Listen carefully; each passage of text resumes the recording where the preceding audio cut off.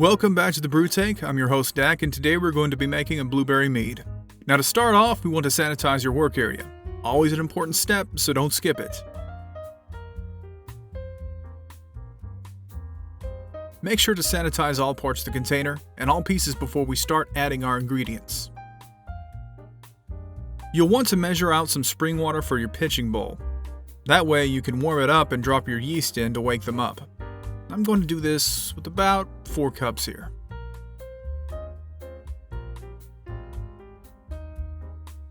Now for the honey, I'm using the Kirkland's Best Texas Raw, and I'll be adding 4.5 pounds for this recipe.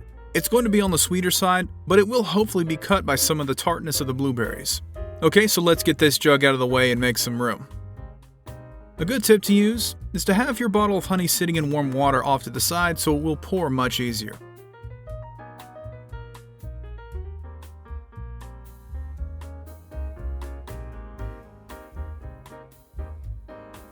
Alright, so now for a gravity reading. Looks like we have an original gravity of 1.15. Now, this is absolutely going to be sweet unless the yeast decides to push for an higher ABV. After we add our honey and stir, we'll add our organic blueberries in. I'm using roughly 1 pint. These are sweet and have a great flavor to them, so I'm hoping the flavor comes through nice. Give them a little rinse and inspection for twigs sticking out or some that may have been mashed during transport. This might hurt your mead in the end if you have a blueberry that's starting to go bad in the batch. I'll be giving them a rough chop and tossing them in the sack so the yeast can easily get inside. Also, this will help release more flavor and some color as well. So, after we submerge our fruit, we'll talk about the yeast. The yeast we are using is my go-to currently, and that's the Lalvin 71B. I picked up a few packets from the local brew shop, so shout out to the brew hound for hooking me up. After a few minutes in the warm water, we'll temper the yeast before pitching.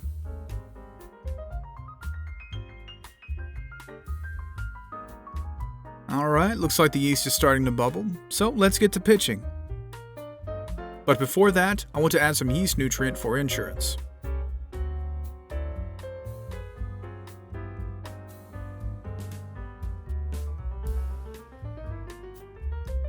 Last but not least, we say our yarkalk and pitch our yeast. Give it a final stir and seal it up.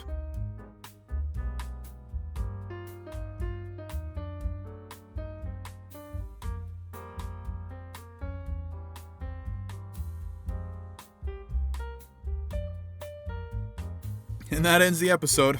I hope you try blueberry mead yourselves after this video. And if you have any questions, put them down in the comments below. I'll do my best to answer them or point you in the right direction. If you'd like to learn more or see me brew other beverages, hit that subscribe button and notification bell. Thanks for stopping by, and as always, go brew something great.